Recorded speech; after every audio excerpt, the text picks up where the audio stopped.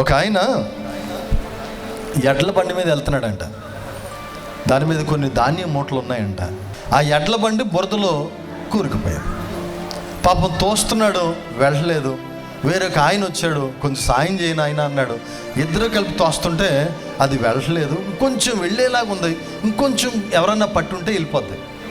ఆ లోపే టీవీఎస్ మీద ఒక పంతులు గారు వెళ్తున్నారు.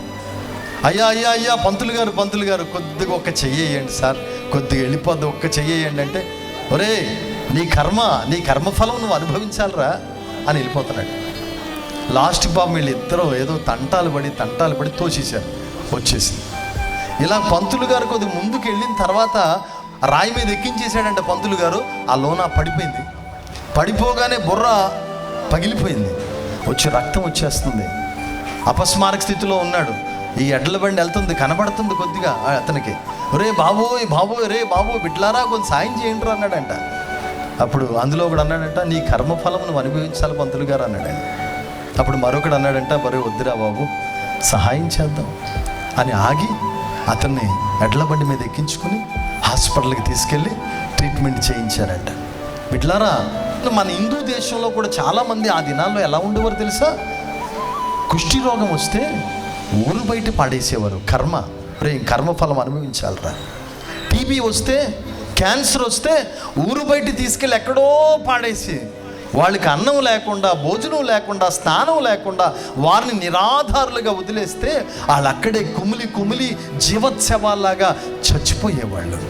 ఎక్కడో యుగేస్లేవియా దేశంలో మదర్ తెరీసా అనే తల్లిగారు పుడితే, ఆ తల్లి దేవుణ్ణి నమ్ముకుని దేవుని ప్రేమను బట్టి ఇండియా దేశం వచ్చి కలకత్తాలో దిగి అక్కడ మురికివాడల్లోకి వెళ్ళి కుష్టి రోగుల్ని, క్యాన్సర్తో ఉన్నవారిని, టీబీలతో రక్తం కక్కుకున్న వారి దగ్గరికి వెళ్ళి వారికి స్నానం చేపించి, వారికి మందులు ఇచ్చి, వారిని దేవుని ప్రేమ చూపించి, వారికి సేవ చేసి, గాయాలు కట్టి వారి జీవితాల్లో వెలుగు నింపిందమ్మా. సాటి వారికి సహాయం చేయడం తెలియక చాలామంది నీ కర్మఫలం నువ్వు అనుభవించాలరా అంటే, ఎక్కడి నుంచో వచ్చిన తల్లి క్రీస్తు ప్రేమను చూపించి వెలుగు నింపిందమ్మా. ఈరోజు దేవుని బిడ్డలారా, సాటి వారికి సహాయం చేయాలి. ఎవరైనా కష్టాల్లో ఉంటే నువ్వెంత చేయగలవో, ఎవరైనా భోజనం లేకుండా ఆ పేగులు మలమల మాడిపోతూ ఉంటే నువ్వు చేయగలిగిన సహాయం చేయి. బట్టలు లేకుండా ఉంటే నువ్వు చెయ్యి. కాబట్టి నువ్వు చేసిన ప్రతిదీ కూడా నీ పేరట మంచి క్రియగా లిఖించబడుతుంది నీ గ్రంథంలో. అది తీర్పు దినాన నీకు ఉపయోగపడుతుంది. నా రాతండి ఇలాగే రాశాడేమో దేవుడు, ఎంతకాలం అనుభవించాలో, ఇంకేం జరుగుతుందో, జరిగేది జరగనివ్వండి అని వదిలేస్తున్నావా? అమ్మా నీ తలరాత అంతే అనుకున్నావా? ఒక చెల్లి ఎక్కడికో వెళ్ళిందంట. నాకు అన్ని కష్టాలు వస్తున్నాయంటే అతను అన్నాడంట, అమ్మా నీ రాత అలాగే ఉందిరా, నీ రాత అలాగే ఉంది, నువ్వు చాలా కష్టాలు పడతావమ్మా, నీ రాతను ఎవరో మార్చలేరమ్మా అన్నాడంట. ఏం జరుగుతుందో జరగని, నా బ్రతికింతే, నా తలరాత ఇంతే అని కుమిలిపోతా ఉంది. దేవుని బిడ్డలారా, మీకు ఒక శుభవార్త చెప్తాను. మీ తలరాతను మార్చేవాడు నా దేవుడు, మీ పరిస్థితులు మార్చేవాడు నే దేవుడు, మీ కష్టాలు కన్నీళ్లు తుడిచేవాడు నా దేవుడు, నీ అంగలార్పు నాట్యంగా మారుస్తాడు, నీ గోనె పట్ట తీసి నీకు సంతోష వస్త్రాన్ని ఇస్తాడు. ఒక రోజున యాకోబు జీవితాన్ని చూడండి. యాకోబుకి ఒక వార్త వచ్చింది, ఇదిగో మీ అన్న 400 మందిని తీసుకుని నిన్ను చంపడానికి వస్తున్నాడు, చాలా కోపంగా ఉన్నాడు మీ అన్న. కానీ వినపడగానే యాకోబు ఏం చేశాడు? అయ్యో అయిపోయింది, నేను చేసిన పాపాలకి నాకు ఇది తగిన శాస్తేమో, నా తలరాత ఇంతేనేమో, ఏం జరుగుతుందో జరగని కూర్చున్నాడా?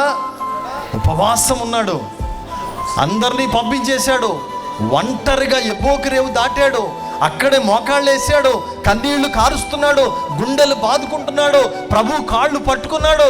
ప్రభువా నీవు నన్ను ఆశీర్వదిస్తేనే కానీ నీ కాళ్ళు వదలనయ్యా, నా తలరాత మార్చు ప్రభువా, నా పరిస్థితి మార్చు ప్రభువా, మరణదూత నన్ను తరుముతుంది, దాని నుండి నన్ను విడిపించు ప్రభువా, నాకు వెలుగు దయచే ప్రభు అని ప్రార్థన చేశాడు. మారిందా? పరిస్థితి మారిందా లేదా?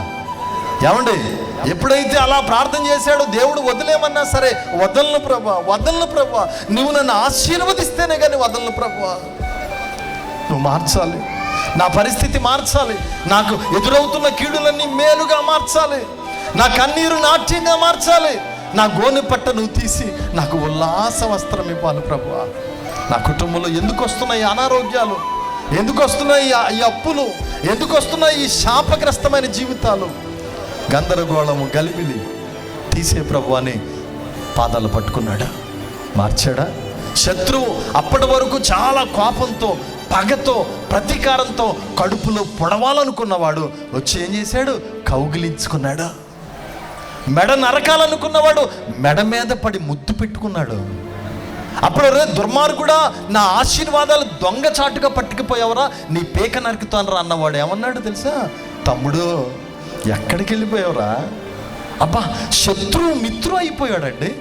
శత్రువు మిత్రుడుగా మారిపోయి కౌగిలించుకుని మెడ మీద పడి ముద్దు పెట్టుకుని అతను ఏడవడం ప్రారంభించాడు.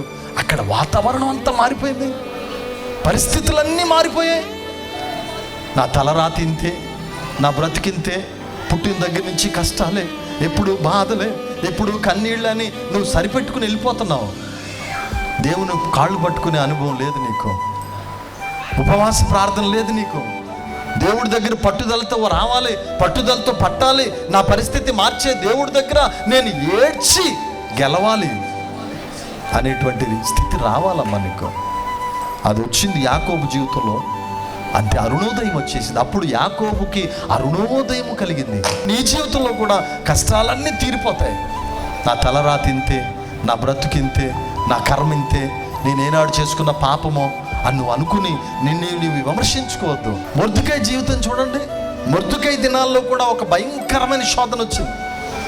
యూదులందరినీ పలానా రోజున వధ చేయాలి, చంపేయాలి, యూదులందరినీ చంపేయాలని శాసనం రిలీజ్ అయింది. మొర్దెకై ఏం జరుగుతుందో జరగని, మా యూదుల బ్రతుకంతా ఇంతే అనుకున్నాడా? వచ్చాడు రోడ్డు మీదకి, గోనె పట్ట కట్టుకున్నాడు, కన్నీళ్లు కారుస్తున్నాడు, అంగలారుస్తున్నాడు, ఆకాశం వైపున్న దేవుని వైపు చేతులు ఎత్తాడు. ఎస్తేరు కౌరు పెట్టాడు, అమ్మా అమ్మా అమ్మా, యూదులకు శోధన వచ్చిందమ్మా, ఒక్కసారి నువ్వు ప్రార్థన చేసి రాజుగారి దగ్గరికి వెళ్ళమ్మా అన్నాడు. ఆమె 3 రోజులు ఉపవాస ప్రార్థన చేసింది. ఆమె పనికత్తులు ఉపవాస ప్రార్థన చేసి వెళ్ళారు రాజుగారి దగ్గరికి. దేవుడు పరిస్థితులన్నీ మార్చేశాడు, పరిస్థితులన్నీ మారిపోయాయి. కాబట్టి నా బతుకింతేనండి, మా ఆయన ఇలాగండి, మా కొడుకు ఇలాగండి, నా కూతురు ఇలాగండి, ఇక ఏం మారుతుందిలేండి అని నువ్వు అనుకుంటున్నావు కదా. కాబట్టి నీ కర్మ సిద్ధాంతాన్ని మార్చగలిగిన వాడు దేవుడు ఉన్నాడు, నీ పరిస్థితిని తీర్చగలిగిన వాడు దేవుడు ఉన్నాడు. కాబట్టి మనం దేవుని మీద ఆధారపడదాం. మనం దేవుని మీద ఆధారపడి లోతైన ప్రార్థన చేస్తే, లోతైన అనుభవంలోకి వెళితే నీ పరిస్థితులు ఆటోమేటిక్గా మారిపోతాయి. దేవుడు అద్భుతమైన కార్యాలు చేస్తాడు.